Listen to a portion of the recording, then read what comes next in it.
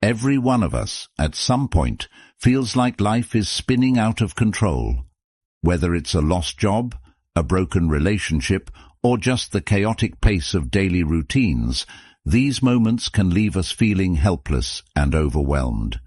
But what if I told you there's a way to not just survive these challenges, but to thrive amidst them? Today, we're going to dive deep into the wisdom of Seneca, an ancient philosopher who mastered the art of maintaining peace in a tumultuous world. His teachings on Stoicism aren't just philosophical musings, they are practical strategies that have powered leaders, thinkers, and individuals through the ages and can empower us today. By the end of this video, you'll have a toolkit of Stoic principles to help you cultivate mental toughness and reclaim control over your emotions and reactions. No matter what life throws your way, stick with me, and let's explore how these ancient secrets can be applied to modern life for a calmer, more centered existence. If you appreciate what we're doing here and want to support the channel, a simple, free favor I'll ask from you is to hit the subscribe button. It helps us keep bringing content like this to you. Also, I encourage you not to skip any part of the video. If you're here, you're not like the majority. You're someone who sees the value in diving deep, so consider yourself an exception. Number 1. Focus on one activity at a time. Seneca's wisdom, "To be everywhere is to be nowhere," captures a crucial principle that is often overlooked in our modern rush to do more and be more. The idea of focusing on one activity at a time is central to Stoic philosophy and can transform how we approach our daily tasks. In a world that celebrates the myth of multitasking, we need to pause and reconsider the effectiveness of this approach. When we try to multitask, we're spreading our attention thin, which can lead to increased mistakes and decreased quality of work. Marcus Aurelius, another revered Stoic philosopher, echoed this sentiment when he advised, "Concentrate every minute like a Roman, like a man, on doing what's in front of you with precise and genuine seriousness, tenderly, willingly, with justice, and on freeing yourself from all other distractions." This focus is not just about improving productivity, it's about cultivating a quality of mind that values depth over breadth. Focusing on one activity at a time allows us to immerse ourselves fully in the task at hand, whether it's a professional assignment, a personal project, or a meaningful conversation. This kind of deep work fosters a greater sense of accomplishment and satisfaction. Plato might argue that this singular focus helps us access a higher form of beauty and truth in our work, as it allows us to give our best effort and to create something that resonates with the ideals of goodness and excellence. Moreover, the psychological benefits of focusing on one task at a time are significant.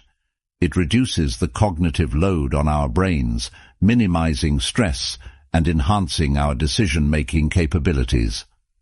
Aristotle, who valued the development of virtues through habitual right action, would likely support this practice as a way to develop the virtue of temperance or self-control, helping us regulate our desire for distraction and immediate gratification. In practicing this focused approach, we not only follow the footsteps of Stoic philosophers, but also align with the teachings of modern psychology, which suggests that our brains are not wired to handle multiple complex tasks simultaneously. The quality of our work and our life improves when we give our full attention to one thing at a time. Socrates' method of deep inquiry and dialogue, focusing intensely on one subject to the exclusion of all else, exemplifies how powerful this method can be. Embracing this Stoic principle doesn't just make us more productive, it makes us more thoughtful, peaceful, and balanced individuals. It is a rejection of the chaos of modern multitasking and an embrace of a more deliberate and purposeful mode of being. As we practice this, we might find that not only do our results improve, but so does our overall well-being. Number 2. Practice philosophy to control your impulses. Seneca's insight, "All the greatest torments are the result of an undisciplined mind," reveals a profound truth about human nature. Our unchecked impulses can be the source of immense emotional turmoil and suffering. Stoicism, which emphasizes the importance of self-control and rational thinking, provides us with a framework to address this challenge. Rather than suppressing our emotions, which is neither healthy nor sustainable, Stoicism teaches us to understand and manage them. The process of managing our impulses begins with self-awareness. Epictetus, another Stoic philosopher, famously said, "No man is free who is not master of himself." This statement highlights the necessity of self-mastery in achieving true freedom and happiness. By becoming more aware of our impulses and the triggers that set them off, we are better equipped to handle them rationally. This doesn't mean denying our feelings, but understanding them deeply enough that we can respond in ways that align with our long-term goals and values. In the realm of philosophy, Aristotle also spoke about the importance of moderating our impulses through the development of virtues. He believed that virtue lies in finding the balance between excess and deficiency, a concept known as the golden mean. For instance, courage is the mean between recklessness and cowardice. Applying this to impulse control, we seek to find a balance between spontaneous reactions and complete inaction, aiming for thoughtful, deliberate responses that reflect our best selves. Moreover, practicing philosophy as a guide to controlling our impulses involves cultivating rational thought as a habit. Marcus Aurelius, in his Meditations, often reflected on the importance of aligning thoughts with rational and virtuous principles. He wrote, "You have power over your mind, not outside events. Realize this, and you will find strength." This perspective encourages us to focus on our internal responses rather than external provocations, thereby gaining greater control over our impulses. By critically examining our impulses with the aid of philosophical wisdom, we can begin to make choices that are not dictated by fleeting emotions, but are the result of careful thought and reflection. This practice not only strengthens our mental fortitude, but also helps us live more harmoniously with our values. It leads to a life where decisions are made not in the heat of the moment, but with a clear, composed mind. The Stoic approach to impulse control is about cultivating an inner dialogue that constantly questions and assesses our instinctive reactions. It is about making philosophy not just a subject we study, but a way we live our lives, allowing us to rise above immediate gratifications and achieve a deeper sense of satisfaction and purpose. This disciplined approach to managing impulses is not just about avoiding emotional pain, it's about forging a path to a more thoughtful, fulfilling life. Number 3. Stay prepared. Seneca, which is all about being prepared, famously said, "Rehearse them in your mind. Exile, torture, war, shipwreck, all the terms of our human lot should be before our eyes." This advice might sound a bit dramatic at first. After all, not all of us are navigating the high seas or entering battle. But what Seneca is getting at here is the concept of mental preparation for life's inevitable challenges, a cornerstone of Stoic resilience. Stoicism teaches us to anticipate and mentally rehearse for the worst, not to fill us with dread, but to diminish the shock and pain when difficulties do occur. This practice is known as premeditatio malorum, or the premeditation of evils. It's about visualizing the most challenging scenarios, not to worry obsessively, but to be emotionally and mentally equipped when life throws its curveballs. Think about it this way. Athletes practice under tough conditions to prepare for the strain of actual competition. Similarly, by mentally rehearsing challenging situations, We train our minds to handle stress and adversity with less panic and more poise. This Stoic practice helps us appreciate our current state. When we realize how much worse things could be, our everyday problems seem less overwhelming. Applying this Stoicism doesn't mean living in constant anxiety about what could go wrong. Rather, it's about having a realistic acknowledgement of potential negative outcomes. For example, if you're worried about job security, instead of spiraling into fear, you could start preparing by updating your resume, enhancing your skills, or even exploring alternate career paths. This way, if the worst were to happen, you're not caught off guard and are better positioned to handle the situation. Moreover, this principle extends beyond personal crises. It's about maintaining a level of readiness for any significant changes in our lives, from financial instability to personal loss. By staying prepared, we not only shield ourselves from the initial shock, but also quicken our recovery and adjustment periods. We become less reactive and more responsive, a subtle but powerful shift in handling life's uncertainties. Seneca's counsel helps us forge a mindset where we're not overwhelmed by adversity, but are fortified against it. This mental readiness is not about expecting the worst, but about being prepared to deal with any situation, thereby enhancing our resilience and overall mental toughness. Through this Stoic lens, we see not just the potential for loss or hardship, but also the opportunity for growth and renewal in every challenge. Number 4. Voluntarily embrace hardships. Another profound insight from Seneca: difficulties strengthen the mind as labor does the body. This idea is at the heart of Stoicism and speaks to a practice that can seem counterintuitive at first, voluntarily embracing hardships. It's about deliberately choosing to experience discomfort, not as a form of punishment, but as a way to fortify our mental resilience and expand our capacity to handle life's inevitable challenges.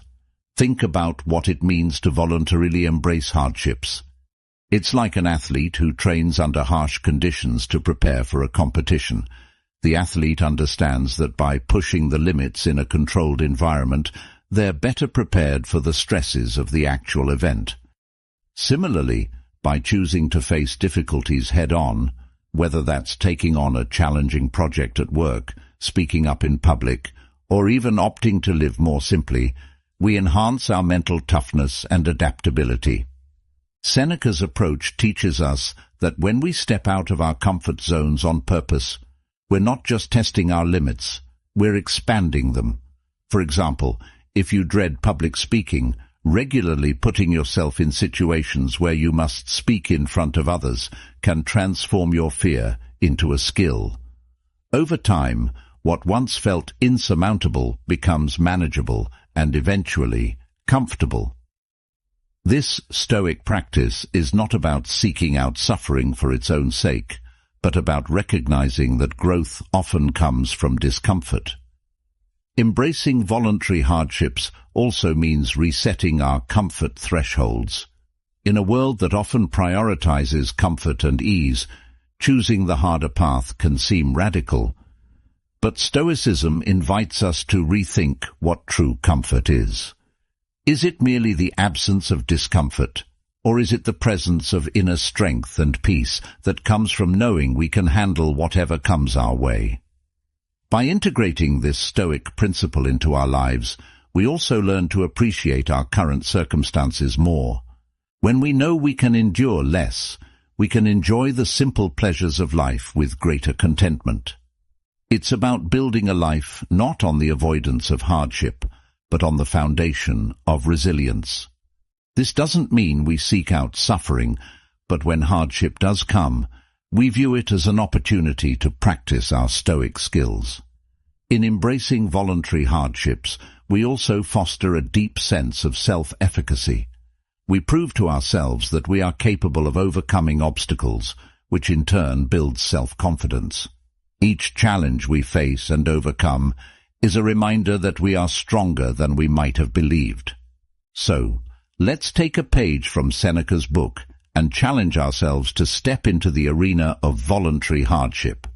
It's there that we'll find not just challenges, but the keys to a more resilient and fulfilling life. Number 5. Avoid self-victimization. Seneca wisely pointed out, "We suffer more often in imagination than in reality."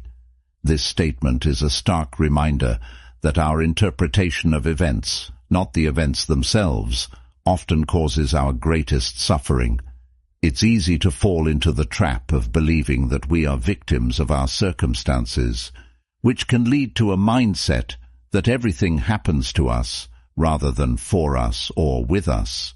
Stoicism teaches us the importance of perception. How we choose to see and interpret life's challenges significantly impacts our experience of them. If we view ourselves as passive victims, we surrender our agency and power. However, if we view challenges as opportunities to grow and learn, we maintain control over our responses and are more likely to approach life proactively. Consider a common scenario. Perhaps you didn't get a promotion at work, and your initial reaction is to feel sidelined or discriminated against. While these feelings are valid, Stoicism invites us to examine our reactions critically. Are we perhaps viewing the situation only through a lens of loss and unfairness?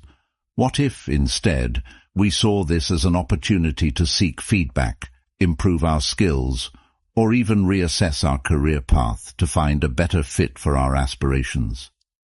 Avoiding self-victimization doesn't mean ignoring the injustices or difficulties we face.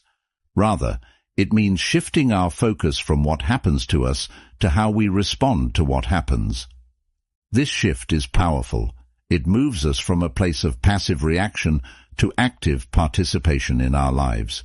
We stop asking, "Why is this happening to me?" and start asking, "What can I learn from this? How can I grow from this situation?" Stoicism equips us with the tools to detach from our initial emotional responses and see the bigger picture. It's about understanding that while we can't always control external events, we can control our perceptions and reactions. This mental shift is freeing and empowering. It allows us to live with a sense of purpose and resilience, making us better equipped to handle future challenges. Moreover, practicing this Stoic principle enriches our interactions with others. By refusing to cast ourselves as the perpetual victims, we foster healthier relationships, characterized by mutual respect and understanding rather than blame and resentment. We become more compassionate as we recognize that just as we are responsible for our happiness, so are others for theirs. In embracing the Stoic way, we liberate ourselves from the chains of self-victimization. We take charge of our narrative, acknowledging that we are the architects of our reality. This empowerment is the essence of Stoicism and the key to a fulfilling and proactive life. So let's choose to rise above victimhood, not by denying our pain, but by reframing our stories with strength, wisdom, and resilience. Number 6. Spend time in solitude. Seneca's advice to retire into yourself as much as possible emphasizes the value of solitude in Stoic philosophy. This guidance is not an encouragement towards isolation, but rather an invitation to engage in deep self-reflection and introspection. In our fast-paced, interconnected world, the noise of everyday life can drown out our inner voice and hinder our ability to reflect on our personal growth and values. Stoicism teaches us that true solitude is a state of rich self-awareness and not merely a physical state of being alone. The benefits of spending time in solitude are profound and have been echoed by philosophers throughout history. Marcus Aurelius, another Stoic philosopher, often wrote about the importance of introspection in his personal writings. He believed that understanding oneself is essential to living a life of virtue and purpose. He stated, "Nowhere can man find a quieter or more untroubled retreat than in his own soul." This highlights the idea that solitude provides a sanctuary where one can escape the demands of the external world and focus on internal development. Furthermore, the practice of solitude allows us to explore our thoughts and emotions without distraction. It gives us the space to process our experiences and to align our actions with our principles. By regularly engaging in this practice, we cultivate a deeper understanding of who we are and what we truly want from life. This alignment is crucial for living authentically and achieving personal fulfillment. Aristotle also touched on the importance of self-reflection for achieving eudaimonia, or flourishing. He believed that self-knowledge was essential for developing virtues and living in accordance with reason. In solitude, we can assess our lives critically and make adjustments that reflect our true values and aspirations. The Stoic practice of solitude also encourages us to develop resilience. Epictetus emphasized the need for personal reflection to fortify the mind against adversity. He advised individuals to use solitude as a tool to strengthen their character and mental endurance, preparing them for the inevitable challenges of life. He posited, "It is in your power to withdraw yourself whenever you desire. Perfect tranquility within consists in the good ordering of the mind, the realm of your own." Moreover, spending time alone helps us appreciate our relationships and social interactions more fully. When we return from periods of solitude, we often find that we have more to offer others, whether it's greater empathy, patience, or clarity. This not only enriches our personal relationships, but also enhances our contributions to our communities. The Stoic practice of seeking solitude is not about escaping life, but about deepening our engagement with it. By retiring into ourselves, we gain the clarity needed to act more thoughtfully in the world. Seneca, Marcus Aurelius, and Epictetus all provide us with a roadmap for using solitude not as a retreat from life, but as a tool to live more fully and meaningfully. As we wrap up today's discussion, it's clear that the teachings of Stoicism aren't just abstract theories confined to ancient texts. They offer practical strategies that can be applied to our daily lives, empowering us to lead more thoughtful, resilient, and purposeful lives. Stoicism teaches us the value of focus, the power of self-control, the importance of preparedness, the strength found in embracing hardships, the liberation that comes from avoiding self-victimization, and the clarity that solitude can bring.